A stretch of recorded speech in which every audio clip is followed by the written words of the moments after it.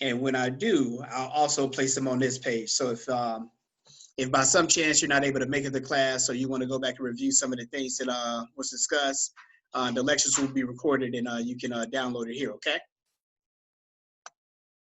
Yes, sir. Yes, sir.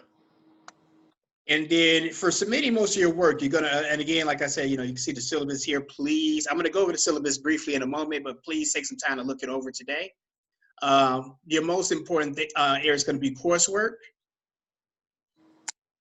And from your view, there's nothing here yet, but from my view, there are all the assignments and quizzes have been created. So as they're disseminated out, all your coursework will be presented and you'll submit it here. Your first writing assignment, in fact, I will post that sometime today, so make sure that you check it often. Also, make sure that you look at the grade book, which will allow you to keep a tally of your score. And make sure, Stephen, that you look at the points. Make sure you look at the total points. Sometimes the grade book on e-learning, it does some funky percentages, but make sure that you look at the raw points, and that'll make more sense when I go over it in a moment. Are both or either of you staying on campus this semester or in Columbia? I'm on campus, Dr. Muhammad. Yes, sir. I'm at the apartment, so yes. Okay, cool. Okay. So the text for this class is on reserve in the libraries. This is a small group. I'm going to place it. I'm going to try and find an alternative way to get you all your personal copies as well. So bear with me on that. As always, Stephen, I want you to read aggressively, but for the most part, quite frankly, if you come to class consistently and you are attentive to the lectures, you'll do just fine. So, but the book is on reserve in the library, and the book is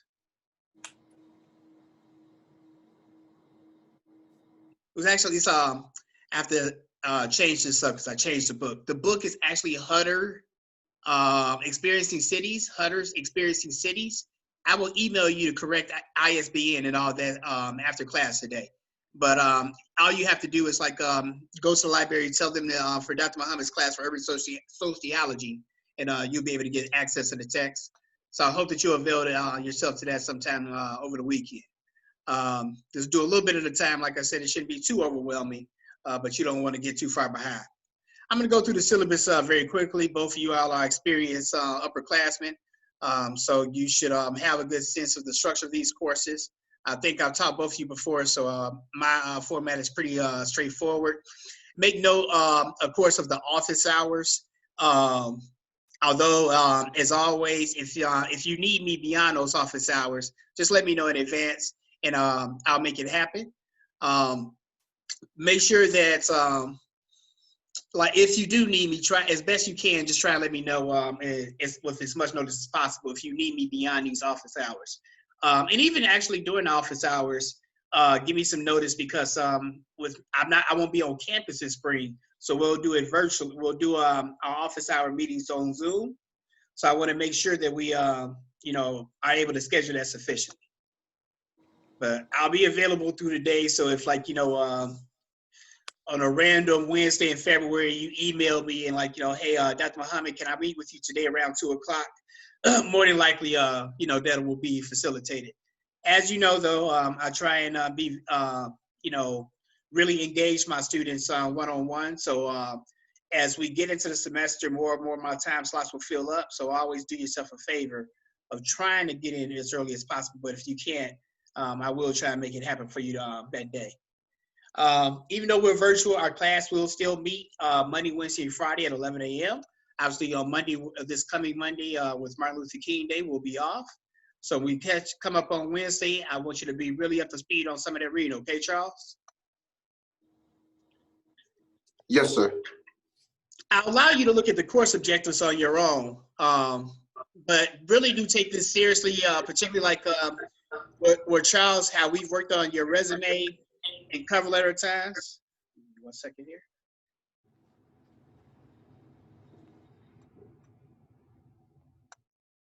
Well, we've worked on your cover letter at times, where one of the things that you really want to look closely at is you're not, really begin to focus and hone in on exactly what you're taking away from these classes. what skills and knowledge you're building that's going to help you with your career. That should, and also graduate school or law school. That should be like, one of our major goals. We don't want you just taking classes to be taking classes. We want you to be really clear on the skills and knowledge that you're bringing forth, because Charles and Stephen, these are things you can put on a resume that if you can honestly say that you can utilize technology and software for academic advancement, if you can understand the basic concepts of a theory, if you can understand the influence of socialization, if you can bridge the gap between course content and real life experience, being able to develop research skills, Charles, utilizing both primary and secondary sources. These are real skills that graduate programs and employers will look for. These are the kind of things that you want to look at. How well am I doing in mastering these skills by the time I'm leaving these classes? And how effective is the instructor in making sure that I get these skills and knowledge? So keep that in mind as we go forward. A couple more things. Can you all see the syllabus?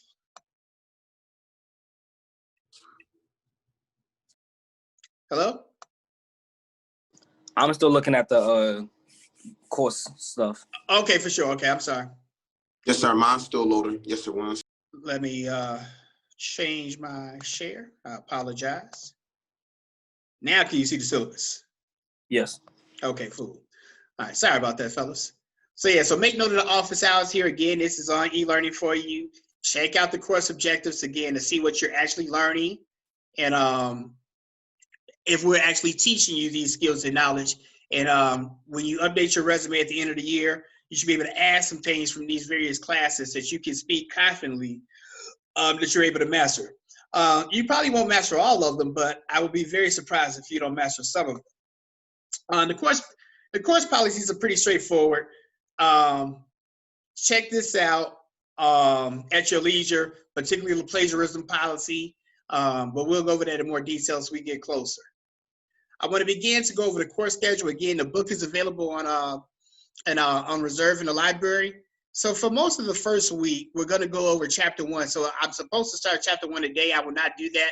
I will begin that on Wednesday. And more than likely, even though chapter 2 is on here, Stephen, I probably won't get into chapter 2 until the week of January 25th. So make note of it, but keep on schedule, where obviously the reading is kind of stretched out, where you can kind of space it out. We meet 3 times a week. So chapter 3 is what we're supposed to cover. We're actually going to start covering on January 22nd. We're going to talk about it the whole week after that.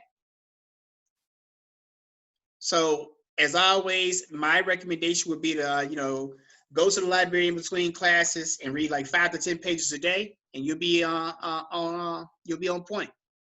Particularly, right, the first writing assignment is going to be passed out on January 25th. And what do you gentlemen think that much of the first writing assignment is going to be based on?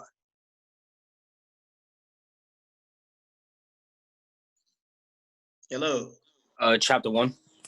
Yes. So those early chapters. So my hope is that you would have been all read up, and then when you get this assignment on the 25th, you'll be able to get started very quickly. Be very, short assignments, 4 to 5 page papers for this class. And you'll have nearly a month to do it. So it'll be passed out on the 25th. It'll be due on February 17th. And as always, I'll work closely with you on rough drafts if you need some assistance in terms of meeting my very specific demands for these assignments. But I always make... Yes, sir. No, you good. What I was going to ask you, because I know that, and I respect you for, making the class virtual, due to COVID. Do you think us using Google Docs, would that be, and that's if you didn't mind meeting in person, but if you felt like, with the pandemic and the new strands, do you think Google Docs will be a good, safe way for us to send you information out and we can share it on the Google Docs, and you can just edit and be like, okay, Mr. Kimmel, Mr. Budget, I grammar this, or we can change this this way, and then you resend it and we can see your edits, and then we can go forward like that, and then we can read when we get ready to turn it in, we can type it on Word, if that's okay with you. Yeah, absolutely. Yeah, absolutely. That's precisely how it'll work. I will have you submit something to me I will edit it accordingly, and then we probably will still meet. I'll send you my comments, and then we'll probably still schedule a meeting to go over the edits together. Okay, cool. I like that. Thank you for that. No, of course, of course. So again, as always, I highly recommend that you take advantage of that, as well as pairing up with the folks in the Writing Center. And as always, Stephen, you want to avoid procrastination. Yeah. So make note of the grading scale here, where you need to earn 89 points to receive an A. And of course, you're beginning to earn points already here today. But let's see how we can, break these points down. So one of the first things I want you to make note of is that there are 120 total points available. And this even before I get into like, in-class extra credit from like, Stephen finally admitted he's a diehard Cowboy fan. Yeah. Things of that nature. So it's a lot of routes to get this A. And in my view, it's not always, widely shared. It's really hard to fail this class. Like you have to really work hard to fail because there are going to be so many points available for you to be successful.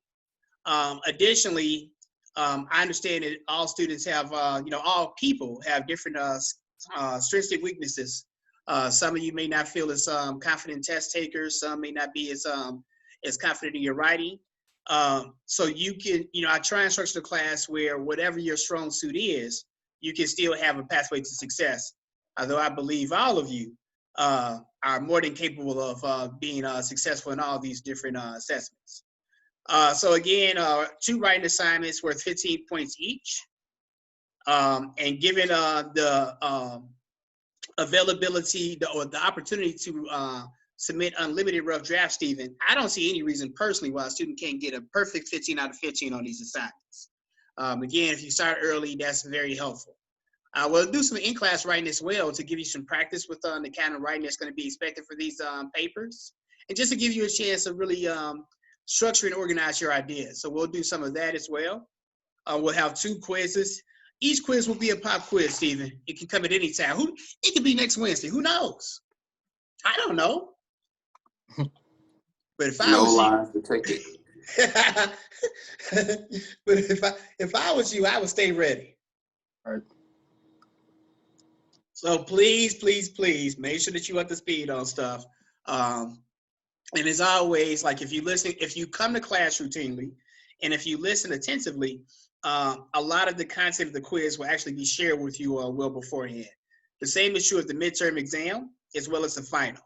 I forgot to include this on here, Charles, but make note, if you have 75 points going into the final exam, if you have 75 total points going into the final exam, I will exempt you from the final. If you have 75 points going into the final, I will exempt you from the final. I'll edit this accordingly and I'll announce it several times throughout the course. So again, even though I've gone over this very swiftly, please, Black people, make some time to look this over sometime today. One of the questions that requires the most patience from myself and I think many faculty are questions related to like the syllabus. Questions like, what are we supposed to be reading next week? When is this assignment due? What are your office hours? These are pretty ridiculous questions for freshmen, but they're utterly absurd for upperclassmen. I'll entertain y'all a little bit, man, for like a week and a half, 2 weeks. But after that, I'm gonna be like, hey, refer to your syllabus. Get into the habit of, again, of looking at your syllabus anyway. It's a written contract between you and the professor, and you all are gonna have many contracts throughout your young lives. And you wanna get into the habit of always looking and scrutinizing these documents carefully. Again, like I said, I don't want y'all just to be passive learners, if for no other reason, to hold us accountable for the things that we say we're gonna do. So this is a blueprint of what I plan to teach you, how I plan to assess your learning, and my responsibility within that. So make sure that you know both of our responsibilities as we go forward. We good on that? Yes, sir. Outstanding. Yes, sir. Now, as we get ready to conclude, before we get into the material and all that, like obviously, you've signed up for an urban sociology class and your social science majors. But when you hear that term urban sociology, what does that mean to you? What do you think that entails? No wrong answers here on day one. Well, when I first hear the word urban, I think of black. So I think we're just talking about like, black issues or black philosophy, something like that. Okay. Other thoughts, other views. Trying to think. Maybe I guess could deal with like the way we view things in like a specific society or setting in a sense. Okay, good. Very good. Very good. So there's like some aspects of this concept in your responses there. I will say although a lot of times when people will hear urban, people will will think black. I definitely can assure you that there are white people that live in urban spaces as well. But point taken, and we'll talk about some of the reasons why that when you hear concepts like urban, inner city, and stuff like that, oftentimes these things are used as buzzwords, to try and signify blackness, if you will. And then Charles, your response about certain spaces, it speaks to how so sociology is the study of society and groups and individuals within that society, of how people behave in being socialized within these particular spaces. In particular, as social sciences, sociology really begins to develop as a discipline, people began to really observe and make note of how living in an urban environment kind of impacted your behavior. So sociology is a discipline in many ways, well, not in many ways, it really began to be fostered as a science in our world's greatest city of Chicago. And they wanted to, a lot of it just what people wanted to explore. The scholars at the University of Chicago wanted to explore some of the strange habits and behaviors of the people that lived in the city and why it seemed to be so different from rural areas and small towns and things of that nature. In particular, urban environments, both then and now, compared to rural areas. And I think that oftentimes this comparison, like many comparisons, is a bit overstated. But urban environments are viewed as about a lot more impersonal and less communal than rural areas. So you may not recall, I think, have anybody taken social psychology with me? No, I'm taking that now. Okay, sure. I didn't see you in class yesterday, sir. Social psychology? Yeah. Wait. Let me double check to make sure that's what I'm Sure. I don't think I remember seeing you on that class roster actually, but yeah, definitely do let me know if so, or if you're supposed to be in it, and we'll get y'all corrected. And that's a class that I would absolutely encourage you to try and come to. If you are on it, I'm gonna post the lecture from yesterday, so you'll be able to get caught up very rapidly.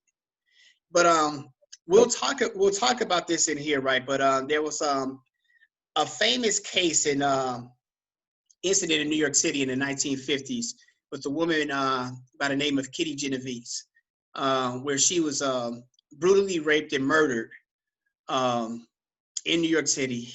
I want to say this might have been Queens. But anyway, it's like late at night and she's screaming, oh my God, I'm being attacked. And all types of people heard and looked out their window, but did nobody do nothing.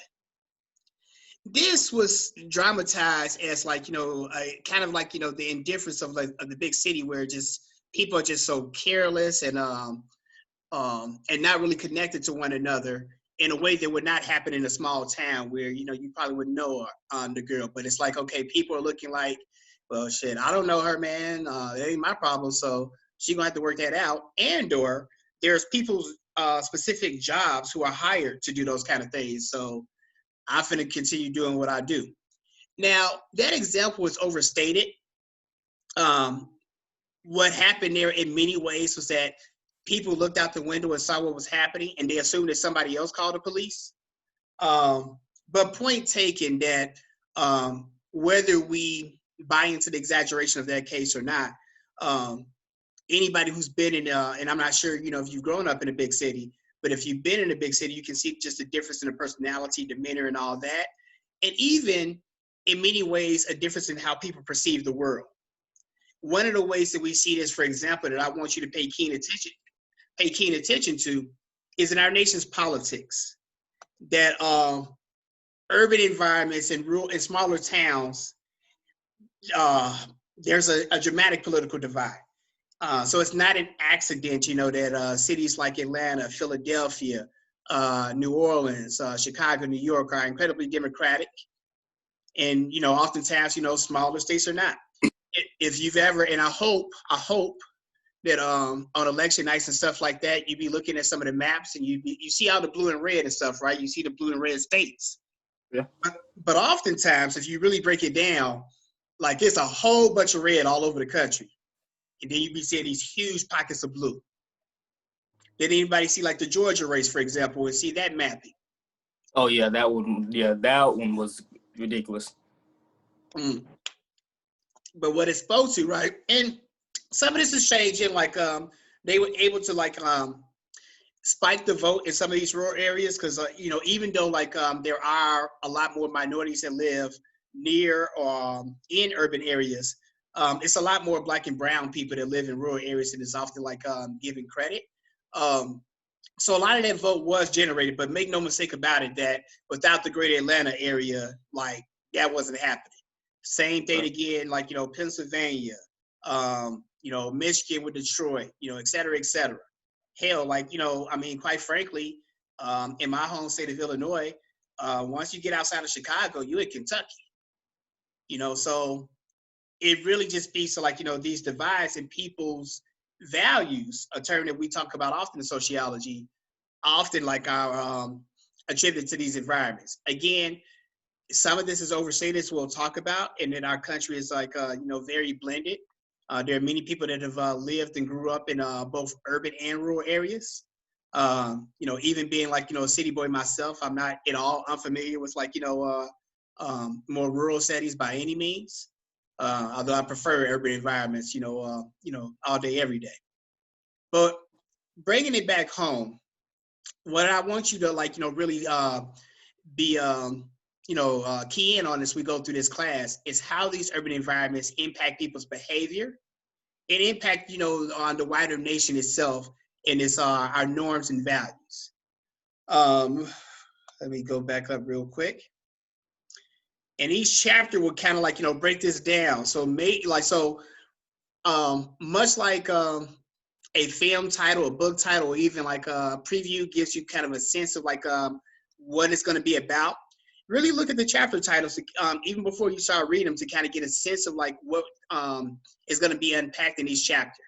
So introduction to experiencing cities, so emergence of cities, because cities amongst human beings in many ways, in the way that we understand them, is a relatively new phenomenon, especially the mega cities, of New York, Tokyo, Mexico City, stuff like that. So that's really, really, really new.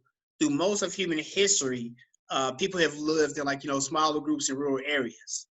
Why do you think, is a quick question, in America in particular, why do you think the cities began to grow and get populated so heavily? As always, there's no wrong answer, but why do you think? Could it potentially be jobs? Excellent. I always particularly when we're dealing with America, you can never go wrong with your first response being something related to money. So yeah, it's very simple and basic. People went for people wasn't going up to Chicago or New York, man, for the good weather, dog. And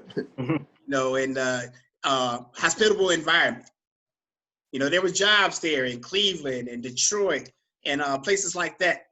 We see some of this again, shifting, and we'll talk about this towards the end of the class, where now more and more people are, coming to Atlanta and Dallas and Phoenix and places like that, Houston. So we'll see these cities emerge more and more in a way that, cities like Detroit, Cleveland, St. Louis, they have lost a lot of population. It's cold. Chicago's lost a lot of population. It's cold. It costs a lot of money to live there. The schools suck. So more and more, we see that people are going where the economy drives them to. So as you go into the job market, these are things I want you to pay keen attention to as well. So I think, again, like I said, so long as you engage, I think it'll be a pretty straightforward class. The size of the class will allow us to have some, good detailed discussions. But because of the size of the class, I would absolutely need your engagement. I always hate classes anyway where, like, I'm the only one talking. As I think that you all know, I'll shut a class down before I do that for too long. So please, right. So please make sure that you consistently come to class prepared. And don't get too far behind. Are there any questions or comments for me before we leave for today?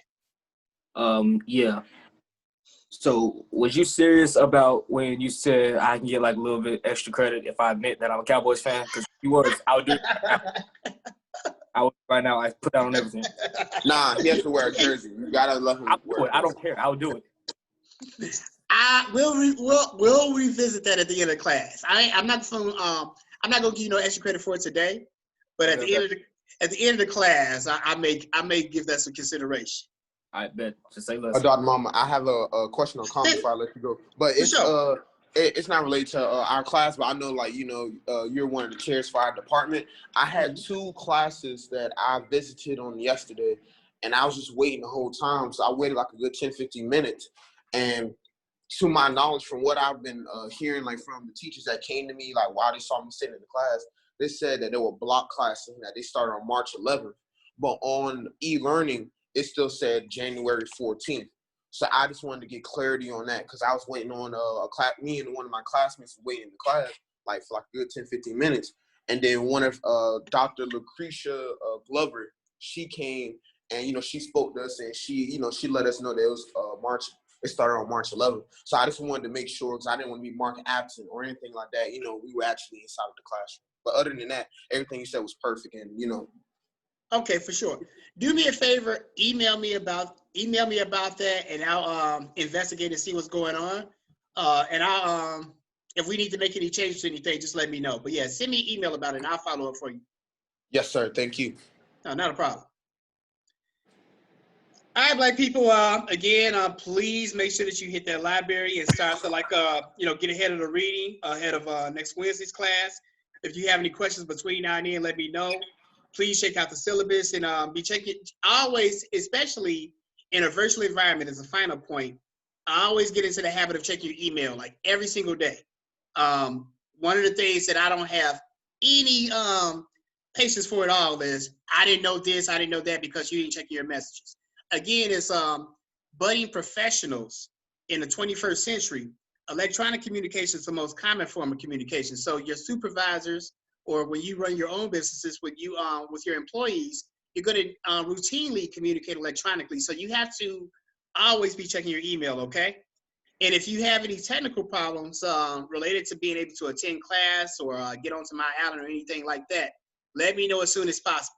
But I can't be dealing with no stuff like, I didn't know this, I didn't know that, and then you come with some sob story in mid-March, okay? Mm-hmm. We all gonna be adults, right? Yes, sir, absolutely. Problems will occur throughout the semester, but if y'all let me know what's going on, we can troubleshoot those very easily. Just don't not communicate. Yes, sir. Y'all have a wonderful weekend. Yes, sir, you do the same. All right, go Cowboys. Peace, man.